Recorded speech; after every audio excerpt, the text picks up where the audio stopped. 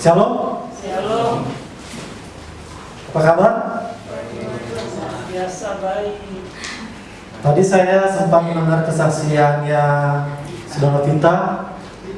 Jujur saya kaget karena setiap apa yang Saudara Vita sampaikan itu sesuai dengan apa yang Tuhan bicara bersama saya. Saya bisa tunjukin nanti pas pulang. Karena saya lihat dari semua kesaksiannya itu hanya satu yang titik poinnya. Ada tahu? Dari semua kesaksiannya Saudara Vita, ada yang tahu apa titik poinnya? Diangkat ke tempat yang lebih tinggi karena kuasanya Tuhan. Kasih kedudukan yang pantas. Ada lagi?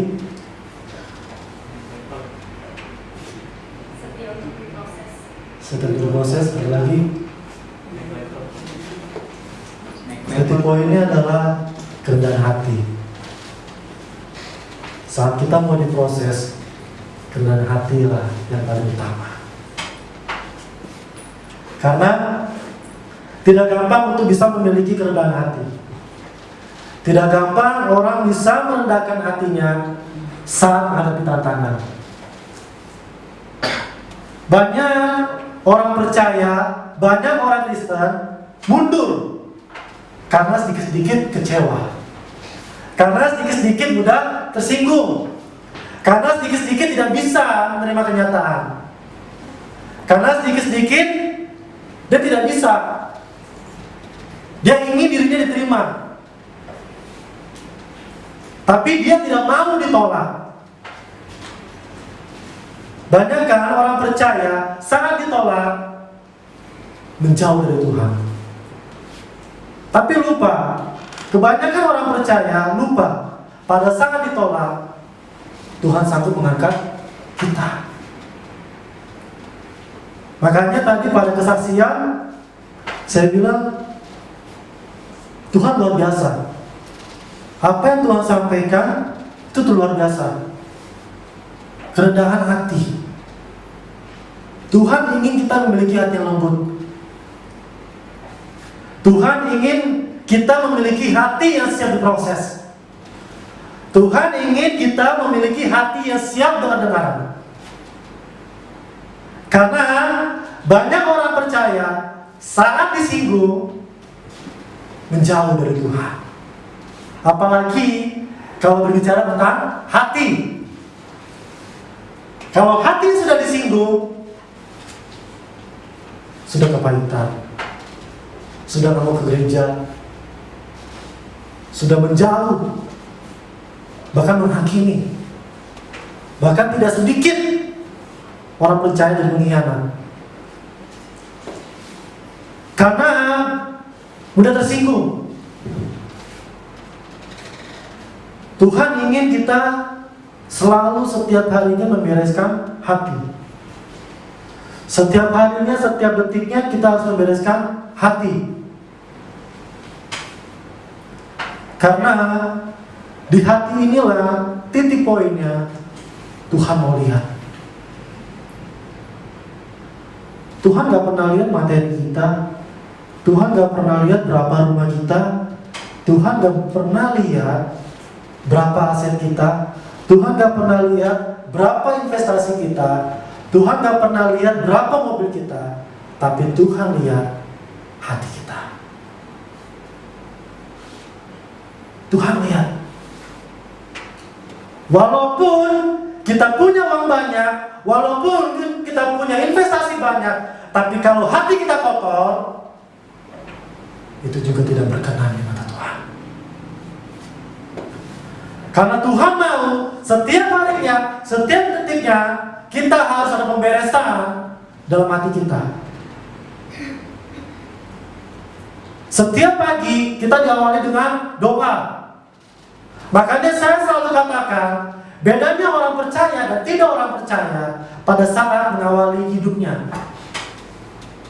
Kalau kita diawali dengan hidup, seberat apapun rintangan, kita bisa sanggup menghadapi. Walaupun kita bolak-balik naik kendaraan umum.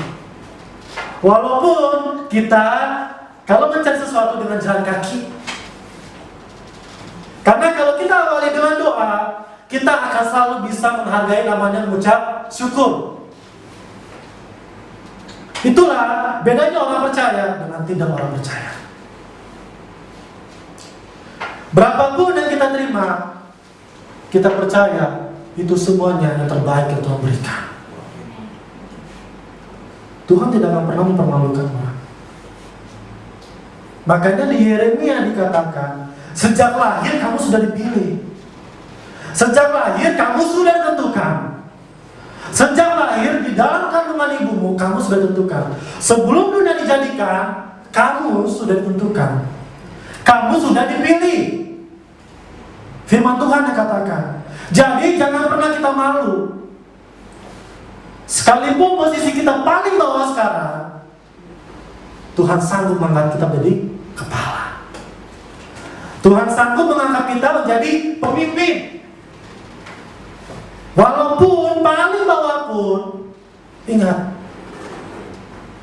di saat kita berserah sama Tuhan, Tuhan dengan mudah mengangkat kita.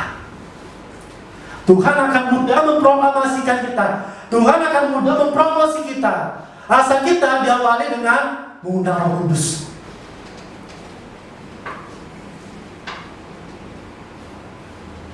Di sini ada tahu tentang Saul?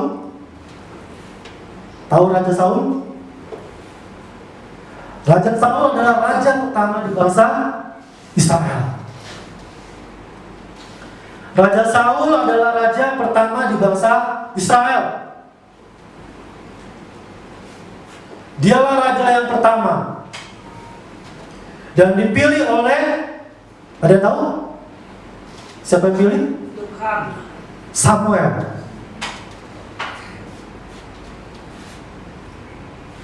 Samuel menentukan Saul untuk menjadi raja pertama di bangsa Israel. Tetapi kebanyakan orang percaya tahu Raja Saul dipilih karena undian. Raja Saul dipilih karena undian. Tapi mereka tidak tahu Raja Saul itu dipilih oleh Tuhan langsung. Di sini ceritanya sungguh luar biasa. Bagaimana Tuhan memproklamasikan, Tuhan mempromosikan seseorang dari yang tidak kita pernah pikirkan menjadi orang yang luar biasa. Di 1 Samuel 10 ayat 1 sampai selanjutnya, di situ Tuhan menunjukkan Saul itu begitu luar biasa. Karena kita harus percaya Tuhan memilih kita itu bukan sembarangan. Tuhan memilih kita itu dengan tujuan yang baik. Tuhan memilih kita itu ada maksud yang baik. Cuma masihkah kita mau menunggu waktu itu? Cuma masihkah kita mau bersabar? Kebanyakan orang percaya tidak mau sabar dengan waktu. Dan kembali lagi, saya ingin katakan pemberesan hati. Orang mau kebanyakan diterima, tapi orang tidak mau ditolak. Di 1 Samuel 10 ayat 1 bisa sama-sama kita bacakan. Lalu Samuel mengambil buli-buli berisi minyak, dituangnyalah ke atas kepala Saul. Diciumnyalah dia sambil berkata, bukankah Tuhan telah mengurapi engkau menjadi raja atas umat Israel?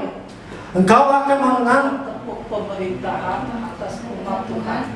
dan engkau akan menyelamatkannya dari tangan musuh-musuh di sekitarnya. Inilah tandanya bagimu bahwa Tuhan telah mengurapi engkau menjadi raja atas miliknya sendiri. Tapi kalau kita baca di judul perikop 1 Samuel ayat 17, di situ dikatakan Samuel menjadi raja dengan undian. Saul dipilih menjadi raja karena undian. Di ayat 1 dikatakan Saul dipilih langsung oleh Tuhan. Saul dipilih langsung oleh Tuhan. Saya ingin jelaskan, kita dipilih bukan karena undian. Kita dipilih bukan karena manusia. Kita dipilih bukan karena orang tua kita. Kita dipilih bukan karena pemimpin kita, tapi Tuhanlah yang telah mengurapi kita. Karena Tuhanlah yang telah menuntun kita. Karena sebelum dunia dijadikan, kita sudah diurapi. Karena sebelum dunia dijadikan, kita sudah dipilih. Makanya firman Tuhan katakan, kamu adalah bangsa yang dipilih, imamat yang rajani. Betapa bersyukurnya kita dipilih langsung oleh Tuhan, bukan manusia. Kalau kita masih bekerja, masih bisa bekerja sampai saat ini, kalau kita sekarang masih bisa mendapat berkat lebih, itu bukan karena kekuatan kita, karena kesetiaan Tuhan terhadap diri kita. Ingat, manusia, kata firman Tuhan, pada dasarnya jahat. Manusia pada dasarnya mementingkan egonya. Manusia pada dasarnya ingin menang sendiri. Tapi ingat, kalau Tuhan sudah mengurapi, tangan manusia tidak bisa mengubahnya. Di dalam 1 Samuel ayat 1, 2 kali statement Tuhan katakan, Tuhan mengurapi engkau. Di situ dikatakan Tuhan telah mengurapi engkau. Yang bagian pertama dikatakan apa? Bukankah Tuhan telah mengurapi engkau? Tuhan telah mengurapi engkau. Tuhan telah mempersiapkan engkau. Tuhan telah memilih engkau menjadi pemimpin, menjadi raja. Tapi semua ada proses.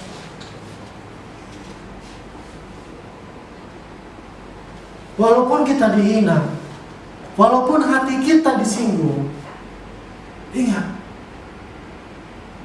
waktu Tuhan indah pada waktunya. Tidak selamanya langit itu hitam. Benar? Langit itu masih akan biru. Tidak selamanya. Kalau kita percaya kuasa Tuhan, jangan kita yang mendepankan diri kita. Tapi ingat, kalau kita berlutut sama Tuhan, kalau kita diawali dengan takut akan Tuhan, Tuhan akan memproklamasikan kita. Sampai dua kali Tuhan katakan, Tuhan telah mengurapi engkau. Hai anak-anakku, aku telah mengurapi engkau. Jangan pernah kamu takut. Aku telah memilih kamu. Di mana kamu berdiri, disitulah aku ada. Di mana kamu bekerja, percayalah aku di sampingmu. Di mana kamu merasa sendiri, di situ aku ada. Asal kata Tuhan, percayalah. Percayalah. Bereskan hatimu. Karena dasar paling utama supaya kita bisa percaya kuasa Allah, bereskan hati. Kenapa orang percaya tidak bisa percaya Allah? Karena belum ada pemberesan hati.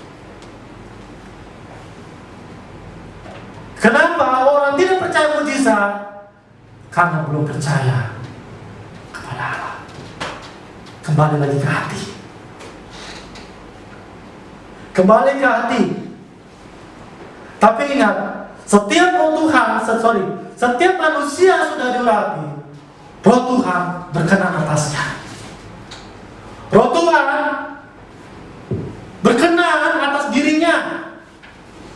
Makanya di 1 Samuel 10 ayat 6 dikatakan, maka Roh Tuhan akan berkuasa atas siapa?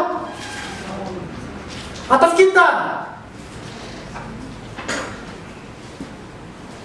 Tuhan sudah mengurapi kita. Tidak mungkin Tuhan meninggalkan kita. Tuhan sudah memilih kita. Tidak mungkin Tuhan mengecewakan kita. Tuhan sudah memilih kita. Tidak mungkin Tuhan membuat kita tersendiri. Maka Tuhan katakan, Rohku akan bersama denganmu. Rohku akan berkuasa atasmu. Makanya firman Tuhan katakan, kepadamu lah aku berkenan. Hai nak, kepadamu lah aku berkenan. Di mana Bapa, di situ aku. Di mana anak, di situ Bapa. Kita nggak pernah sendiri. Kita nggak pernah sendiri. Jangan pernah menganggap diri kita sendiri. Di mana Bapa, di situ anak. Di mana anak, di situ Bapa. Roh Tuhan berkuasa atasmu. Roh Tuhan berkuasa atas kita. Firman Tuhan yang katakan, aku mengurapimu, aku juga akan mengangkatmu. Aku mengurapimu, aku juga memegangmu. Aku mengurapimu, aku juga membelamu. Makanya firman Tuhan katakan, engkau akan kepenuhan bersama-sama dengan mereka dan berubah menjadi manusia lain. Di saat Roh Kudus bersama kita, Roh Kudus akan berubah semuanya menjadi baru. Yang lama sudah berlalu, yang baru sudah datang. Berapa banyak kita masih percaya dengan firman Tuhan? Kadang orang Kristen, orang percaya hanya menghakimi dirinya, hanya mengejar dirinya. Ya sudahlah, aku tidak akan mampu, aku tidak akan bisa bekerja seperti ini. Aku tidak ada gunanya. Aku tidak ada gunanya buat siapapun. Hidupku tidak ada gunanya. Buat apa lagi? Semakin kita tanam, semakin kita menanam di dalam hati kita sebuah kepahitan, tidak ada kemenangan. Kalau proses hati kita beres. Banyak orang meninggalkan Tuhan bukan karena uang. Banyak orang menjauh dari Tuhan bukan karena uang,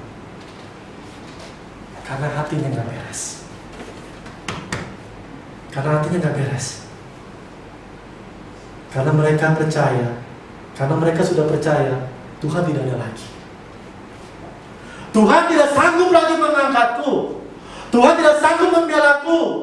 Tuhan tidak sanggup lagi memberi apa yang aku minta.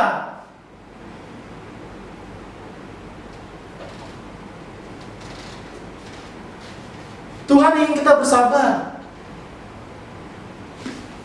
Tuhan ingin kita setia. Kalau kamu setia dalam perkara kecil, kamu akan dikasih perkara besar.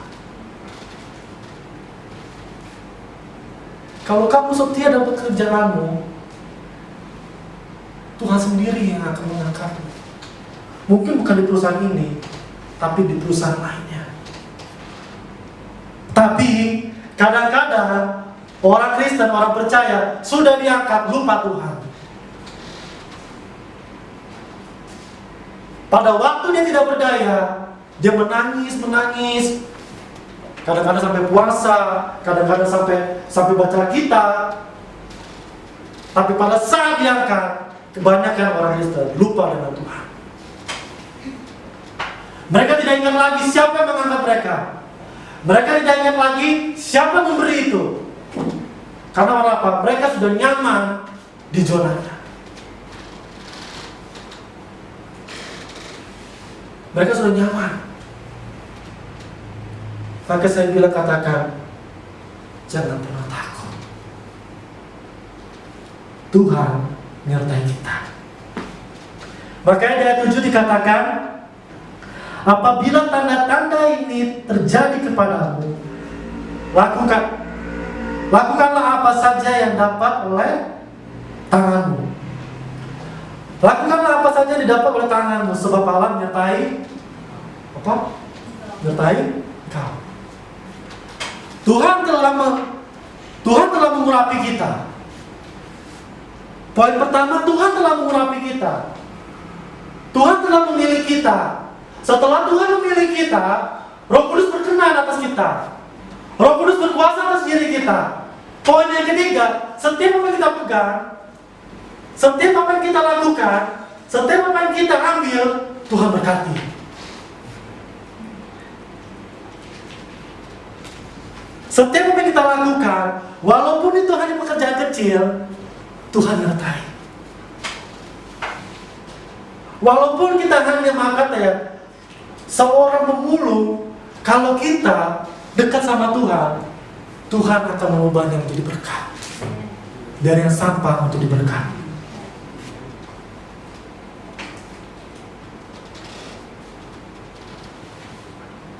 Poin yang ketiga adalah Tuhan apa? Tuhan menyertai kau, Immanuel. Sampai kapanpun, sampai putih rambut, sampai engkau menutup mata, Tuhan selalu ada buat kita. Dia menyertai kita. Dia menyertai kita. Lakukan pemberesan hati. Lakukan pemberesan hatimu. Kita sangat berharga di mata Tuhan. Kita sangat berharga di mata Tuhan. Apa saja kamu perbuat, mau pekerjaanmu, pelayananmu, studimu, bisnismu, kalau kita dekat sama Tuhan, setiap kita pegang itu pasti berhasil.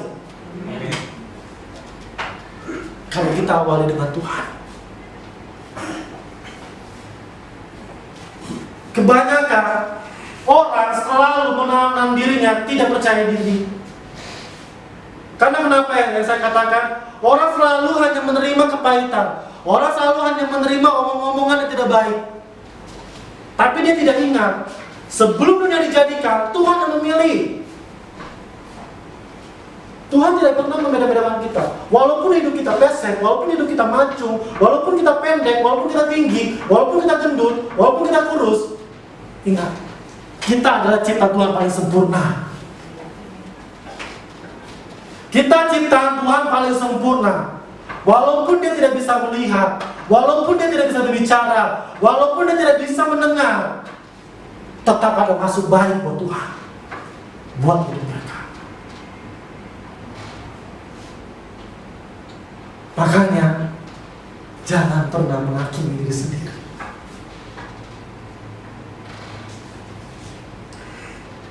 Di situ katakan Tuhan menyertai kau. Saul itu dipilih oleh Tuhan langsung lewat Samuel. Tetapi di 1 Samuel 10 ayat 17 dikatakan apa? Saul menjadi raja atas undian. Kalau saudara tahu, kalau kita pengen tahu kitab aslinya, pada zaman dulu, kitab ini tuh ditulis di atas batu. Di atas batu itu kalau menurut saya ya, sekarang ini kitab ini sangat bagus. Kalau pengen lihat urutan kitab aslinya itu kita lihat dari kitab bahasa Inggris. Dari New International Version itu nggak ada judul perikop. mau The Message, terus King James Version, itu nggak ada judulnya. Yang ada judulnya di Alkitab cuma 2 Alkitab, LAI dengan NKJV. Bisa dibuktikan. Yang ada judul perikopnya cuma 2 Alkitab, New King James sama Lembaga Alkitab Indonesia. Tapi yang saya bikin kagetnya bukan itunya. Di LAI dikatakan Saul menjadi raja dengan undian. Tapi kalau di New King James dikatakan adalah Saul proclaim kings. Tahu? Saul diproklamasikan menjadi raja. Jadi Saul bukan ditentukan oleh undian, tapi Saul ditentukan menjadi raja. Kita ditentukan bukan berdasarkan undian, kita ditentukan bukan karena materi kita, tapi kita ditentukan oleh Tuhan menjadi raja, menjadi pemimpin, bukan budak.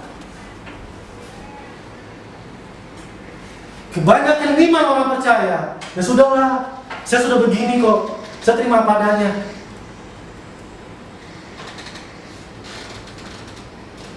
Kita hidup karena kasih karunia.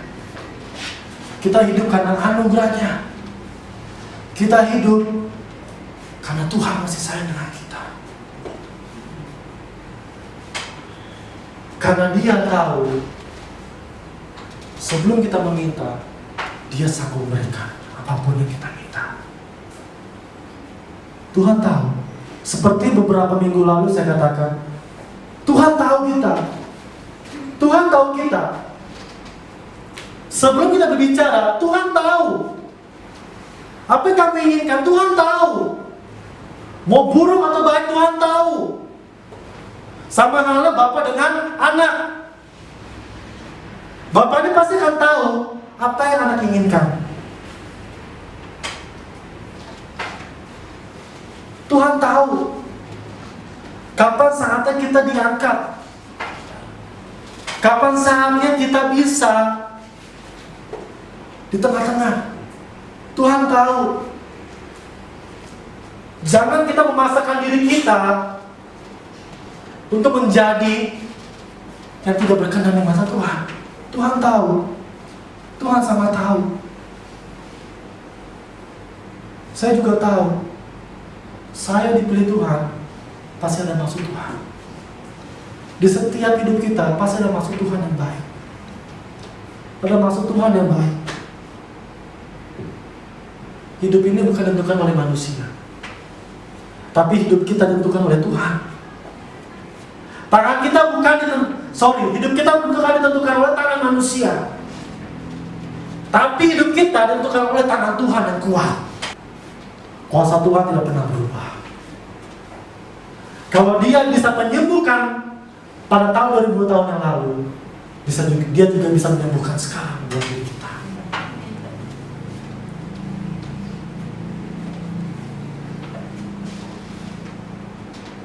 Tapi ada poin yang paling terpenting yang saya ingin katakan. Orang Kristen, orang percaya, itu kebanyakan minder. Orang Kristen, orang percaya kebanyakan minder. Dikit-dikit minder, dikit-dikit minder, ya sudahlah. Dikit-dikit minder, dikit-dikit minder. Ingat, minder itu adalah awal permulaan dari masalah. Awal permulaan dari masalah. Di 1 Samuel 10 ayat 21 dikatakan, sesudah itu disuruh nyala suku Benyamin tampil ke muka menurut kaum keluarganya. Maka didapati kaum keluarga Matri. Akhirnya disuruh nyala kaum keluarga Matri tampil ke muka seorang demi seorang. Maka didapati Saul bin Kis, tetapi ketika ia dicari, ia tidak ditemukan. Orang kebanyakan belum berbuat, sudah minder di luar. Belum melakukan, belum percaya diri. Belum dilakukan, sudah minder. Ingat, orang minder hanya satu yang dipikirkan, yaitu ingin diterima. Orang minder hanya satu ditakuti, yaitu ditolak. Orang minder. Banyak gereja Tuhan, kalau disuruh melakukan doa, pasti suka nolak. Sudahlah dia saja, sudahlah kamu saja, sudahlah kamu saja berdoa, jangan saya. Bukan karena ditolaknya, tapi dia takut doa ditolak oleh Tuhan. Karena kenapa? Belum ada pemberesan diri, pemberesan hati. Makanya pada saat Tuhan mempromosikan kita, diri kita ini bertentangan. Pada saat Tuhan mau mengangkat kita, kadang-kadang kita nggak percaya. Masa benar sih saya bisa? Masa benar saya sanggup? Masa sih ya Tuhan pilih saya? Makanya pada saat Saul diangkat, di mana Saul? Di mana? Ngumpet. Karena dia tidak percaya diri. Karena dia minder. Karena dia takut ditolak. Makanya dia ngumpet. Tidak sedikit orang percaya seperti Saul. Padahal Tuhan mau mengurapi dia. Tuhan sudah mengurapi dia. Roh Tuhan sudah berkuasa atas dia. Tuhan menyertai dia. Pada saat sudah pemilihan, dia ngumpet. Itulah orang Kristen. Pada saat Tuhan sudah mau mengangkat kita, kita mundur. Jangan saya Tuhan, pakai dia saja. Dia cocok jadi pelayanan, dia cocok jadi WL, dia cocok jadi singer, dia cocok jadi pemain musik, dia cocok jadi pendoa. Jangan saya belum siap. Saya belum siap. Ini orang percaya. Padahal bukan manusia yang memilih dia, tapi Tuhan sendiri. Makanya setiap kesaksian saya benar-benar didekati. Jadi, kalau saat Tuhan mempromosi kita, jangan kita mundur, kita maju. Kita ambil. Orang dunia katakan, kesempatan itu tidak datang 2 kali.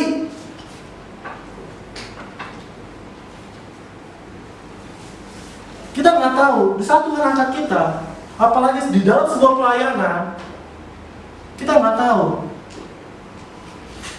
Kita nggak akan tahu, rencana Tuhan kita nggak tahu. Makanya Tuhan katakan, rencana Tuhan itu indah pada waktunya. Rancanganku bukan kecelakaan, tapi rancanganku itu membawa damai sejahtera buat kita.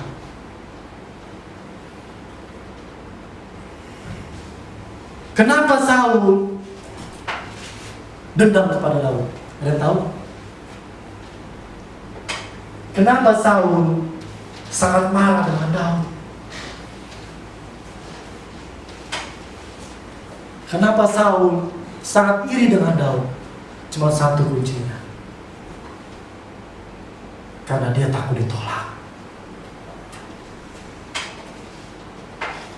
Makanya Saul itu sangat dendam luar biasa sama Daud. Saul itu sangat marah dengan Daud. Karena dia takut ditolak. Karena dia takut tidak diterima oleh masyarakat bangsa Israel. Karena dia takut ditolak oleh bangsa Amalek.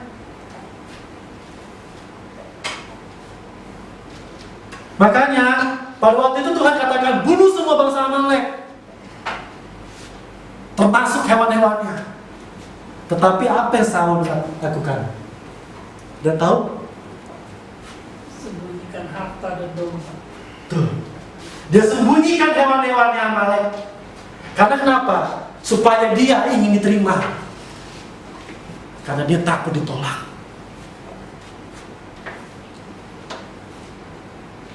Padahal Tuhan punya rencana yang luar biasa buat dia. Kalau sudah menyangkut dengan namanya keuangan, tidak ada ampun buat Tuhan. Yang sudah menyangkut dengan keuangan, sudah menyangkut dengan namanya materi, tidak ada ampun dengan Tuhan. Dia ingin diterima, makanya dia simpan hewan-hewan Amalek. Dia simpan. Maka Samuel pas jalan, dia mendengar suara apa itu. Ternyata dia dengar hewan-hewan orang dari bangsa Amalek. Seringkali kita menghadapi sesuatu itu karena kita tidak percaya diri. Seringkali kita menghadapi sesuatu karena kita minder. Tapi ingat, yang seperti saya katakan, Tuhan tidak membeda-bedakan kita.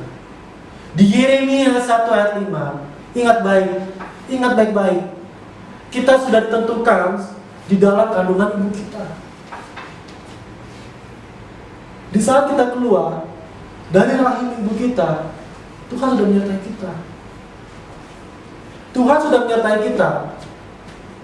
Bedanya orang percaya dengan orang yang tidak percaya, Roh Kuduslah yang selalu berkuasa itu dalam atas hidup kita.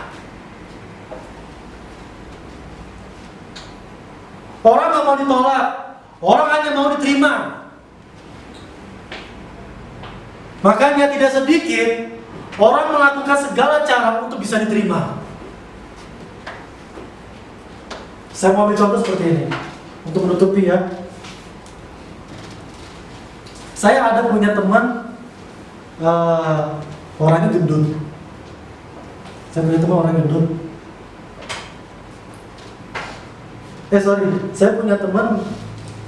gendut ini. Terus karena dia takut dia diterima sama apa? Sama teman-temannya. Kebetulan teman saya ini suka makan daging-daging. Tahu kan daging-daging? Kalau daging-daging itu lebih cepat untuk naik berat badan. Apalagi kalau makan steak. Nah, terus saya sempat kedapatan sama dia. Waktu itu saya sempat jalan gitu sama teman-teman gitu. Nah, dia memang badannya lebih berbeda lah daripada yang lain. Nah, kebetulan kita makan daging-daging gitu. Nah, saya tanpa nggak disengaja, dia habis makan nih, dia lari ke mana? Wastafel ya. Nah, saya kira dia mau cuci tangan, karena dia ingin diterima oleh teman-temannya, dia mutahin lagi.